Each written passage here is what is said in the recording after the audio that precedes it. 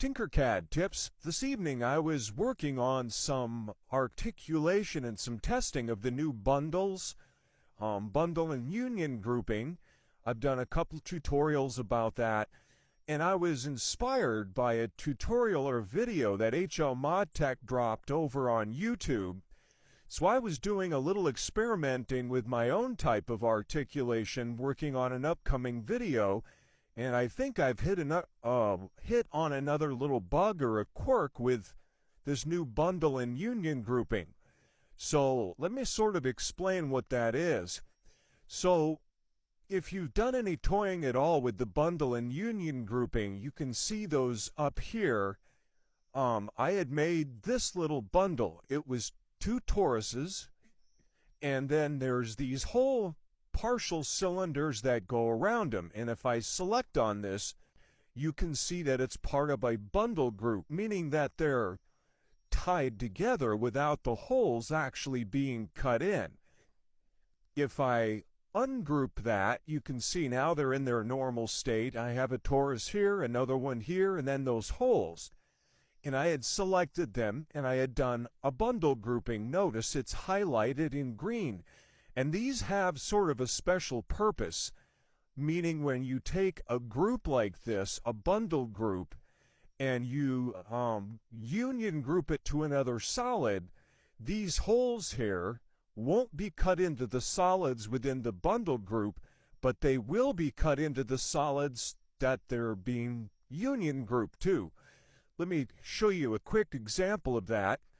So I was working on this here. Notice I have two solids. Got this yellow one here. We have another one in here. And then between these, I have this union group. Okay?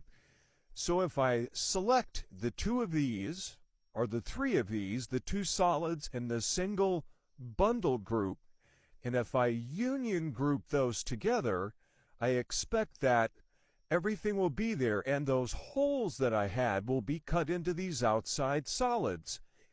And if I zoom in a bit, you can see where that worked just fine. If I make this transparent, you can sort of see where those holes have been cut into those solids. Okay, that worked well and fine. Let me go ahead and ungroup that. Here's where the problem comes in. If you have more than one bundle group, when you union group, those holes don't get cut in. So let me show you that. I have this bundle group. Here's a copy of that bundle group. And then I have these three solids. So let's select all five of those. Okay, I have 5 objects in there, the 2 bundles and then the solids. And if I union group these together,